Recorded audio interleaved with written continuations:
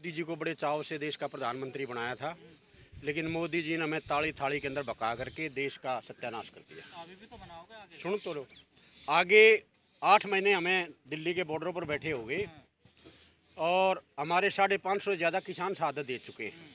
लेकिन देश का दुर्भाग्य है कि देश के प्रधानमंत्री की आंख में एक भी आंसू नहीं निकला 550 किसानों के प्रति। रोए तो थे अभी संसद में, आप कह रहे हैं आंसू नहीं, वो तो इसलिए रोया कि वो उसके कभी कुर्सी ना चला जाए हाँ। देश के अंदर, इसलिए रोया कि तेरे इतने किसान बैठे, लाखों किसान दिल्ली को चारों तरफ से घेरे हुए हैं, बॉर्डरों पर बैठे हैं, कभी ये किसान तेरी कुर्सी ना छीन ले, इसलिए मोदी जी रोए। आपकी बेटी तो कह रही है सोनाली फोगाट की, वो तो दारू नहीं, पीने जाते हैं वहाँ। सुनो जी, सोनाली फोगाट जो है एक फिल्मी एक्ट्रेस है, हाँ। महिला है हमारी। महिला के बारे में ज़्यादा शब्द कहना अच्छा नहीं होता। क्या बता रही हैं आपको? वो कुछ भी कह सकती है जी, वो टिकटॉक बनाने वाली लेडीज़ है, नाचने गाने वाली लेडीज़ है वो। और दुर्भाग्य से बीजेपी ने उसको जो वहाँ आदमपुर से एमएलए का कैंडिडेट बनाया और मैं भी उसका सपोर्टर रहा हूँ, मैं भी उसका सपोर्टर रहा हूँ कुछ टाइम के लिए। लेकिन हमारा दुर्भाग्य है कि वो किसान परिवार में पैदा होकर के भी किसानों के खिलाफ बदतमीजी से पेश आ रही है। तो मेरी आपके माध्यम से सोनाली फोगाट को ये सुझाव है कि वो कम से कम किसान परिवार में पैदा होने के बाद भी किसानों के प्रति शब्द ना कहे। और आज 3 काले कानून जो सरकार लेके आई है, उनके लागू होने से किसान देश का बर्बाद हो जाएगा। सोनाली फोगाट ने लाइव आके एक आरोप लगाया था, जब उसके प्रोग्राम में विरोध हुआ तो वो कहते कि विरोध के बहाने या लड़कियों के साथ बदतमीजी करने आते हैं। नहीं जी, वो तो देखो कहने वाले की कोई मुंह नहीं पकड़ा जाता। वो कुछ लोग बीजेपी के द्वारा प्रायोजित हैं हमारे हरियाणा प्रदेश के अंदर। अभी हमें पीछे जेजेयू के अंदर प्रदर्शन किया था किसानों ने।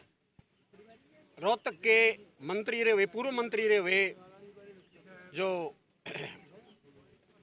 मनीष ग्रोवर जी, उनको महिलाओं की तरफ अभद्र इशारा किया।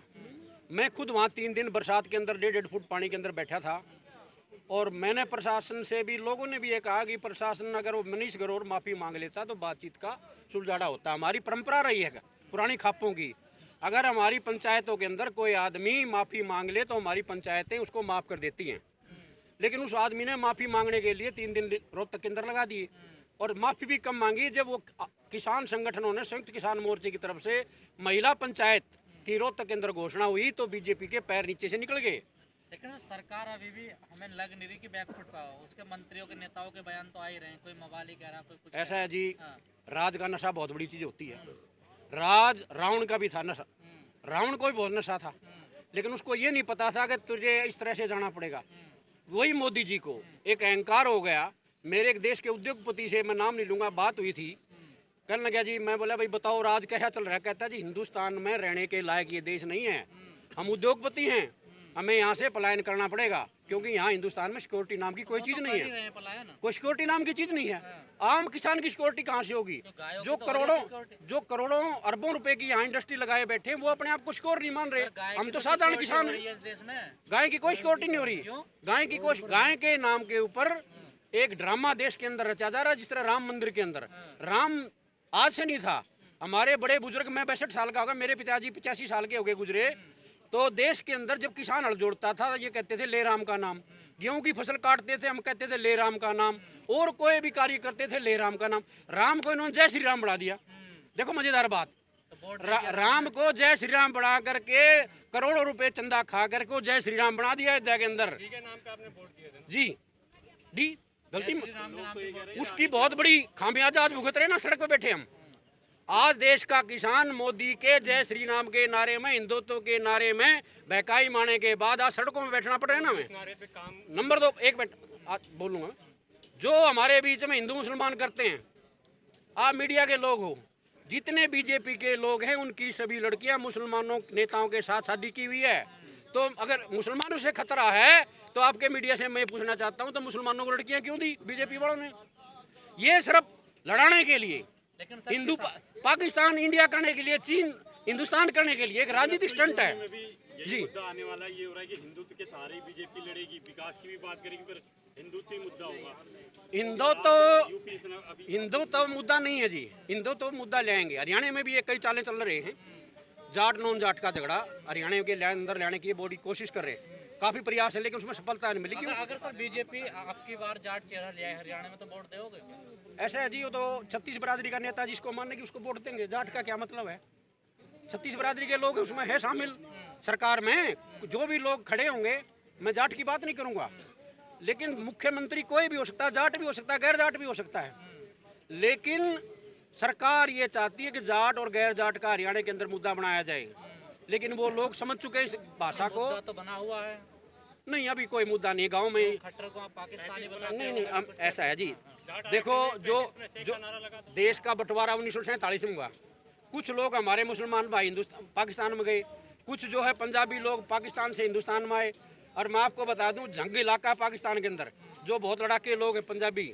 अब को किसी जाति कोई खराब नहीं होती, व्यक्ति खराब होता है। अंकल जी मैं आपको रोक रहा हाँ हूँ, जी। जितनी 8 महीने से किसान जितनी समझदारी की बात कर रहे हैं जी, देश की एकता की बात कर रहे जी। हैं, लेकिन जब वोट डालने जाते हैं तब क्यों भूल जाते हैं आप लोग? ऐसा है। हाँ, ये देश का प्रधानमंत्री एक छलिया था, हाँ, छलिया। इसने ऐसा तंत्र रचा देश के अंदर, छल करके राम के नाम पर, हिंदू के नाम पर पूरे देश की वोट बटोर ली। अभी क्या हुआ कोरोना में? देश में हमारे जैसे आप जैसे लोग तो पट्टी लगाए घूम रहे हैं ऐसे, और ये बंगाल के अंदर करोड़ों रुपए बहा दिए पानी की तरह। जब कोरोना कहाँ गया चुनाव में?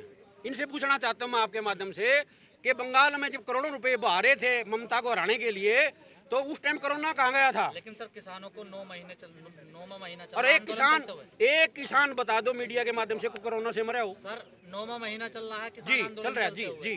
कितने लंबे समय तक नहीं बैठ पाओगे आप किसी भी ये सार्वजनिक सरकार स्तर पर? किसानों की धैर्य की परीक्षा ले रही है। हाँ, मैं आपके माध्यम से एक और बात कहना चाहता हूँ सरकार को। ये किसान 36 बरादरी का किसान, हरियाणा के अंदर चौधरी बंसीलाल की सरकार थी, नसबंदी का कानून लागू हुआ था, आप सबको ध्यान होगा। वहाँ एक नसबंदी जबरदस्ती की गई। उस टाइम एक कॉल आई थी, मैं मीडिया के माध्यम से सरकार को बताना चाहता हूँ कि जिसके पास जो कुछ है, जिसके पास जो कुछ है का मतलब समझ लो, वो लेकर के बाहर आ जाओ। मैं कुछ नहीं कहूँगा किसी मामले में। तो वो सरकार उस चीज़ की बाट देख रही है। ये सर 26 जनवरी पे काफी विवाद हुआ था लाल किले पर, जी। 15 अगस्त फिर से आ रही है, आपने क्या अपनी हमारा संयुक्त मोर्चे का कार्यक्रम शांतिपूर्वक है। हमारा 8 महीने से आंदोलन है। हमारी किसी प्रकार की कार्यक्रम में विघ्न करने का कोई इरादा नहीं है। लेकिन कुछ षड्यंत्रकारी, सुनो मैं बोलता हूँ, कुछ षड्यंत्रकारी 26 जनवरी जो पीछे गई उसमें शामिल हो गए। उस पर सरकार सवाल करती है, भाई लाल किले के ऊपर अपमान हो गया, तिरंगे का अपमान हो गया, लाखों तिरंगे किसान अपने ट्रैक्टरों के ऊपर लहरा रहे हैं। एक तिरंगा अगर पहली बात तो उतारा नहीं हमारे किसान ने, और 1 मिनट के लिए मान भी लो, उतार भी दिया, तो उस लाल किले की हिस्ट्री तो पढ़ो कोई। उस लाल किले के अंदर मुगलों का राज था, और हमारी हिंदुओं माँ बहन बेटियों के हाथ पड़ के बिना बाजार से मुसलमान ले जाते थे उसके अंदर। तो वो लाल किला थोड़ा हुआ है, वो तो एक अयाशी का अड्डा है लाल किला। जिस प्रकार से मीडिया ने उसको तूल दिया, लाल किले से झंडा उतार दिया, लाल किले से झंडा उतार दिया। सम्मान की नजर से नहीं देखते हो? किसको? लाल किला ऐसे नहीं मिला जी। लाल किले को लेने के लिए लाखों लोगों ने साधनें दी, हिंदुओं ने, सिखों ने, 36 बरादरी के लोगों ने। मुगलों का अयाशी का अड्डा बता रहा हूँ, अब का नहीं बता रहा मैं, पुराने समय का मुगलों का अयाशी का अड्डा था। आज उस लाल किले को लेने के लिए 36 बरादरी के लोगों ने साधन दी, जिसमें सिखों का विशेष योगदान है। जिस लाल किले को लेने के लिए आप कह रहे हैं कि 36 बरादरी के लोगों ने सादत दी, जी। उसी लाल किले पे तो झंडे का तिरंगे के अपमान की बात हो रही है ना। तिरंगा नहीं उतारा जी, किसी ने तिरंगा नहीं उतारा वहाँ। लेकिन इस बार आपने क्या लेकिन वो प्रायोजित सरकार के जो एजेंट थे, वो प्रायोजित कार्यक्रम था। आज भी प्रायोजित मीडिया है, आज भी प्रायोजित मीडिया है। झंडा तब भी फहराया जाएगा ना? झंडा तो हम फहरा रहे हैं, हर एक गाड़ी पर हमारी तिरंगा झंडा फहरा रहे हैं हम। षड्यंत्रकारी हम देश के तिरंगे का सम्मान करते हैं, देश के कानून का सम्मान करते हैं, देश के जितने भी कानून हम उनका सम्मान करते हैं। कोई भी किसान से पूछोगे, देश के कानून का हम सम्मान करते हैं।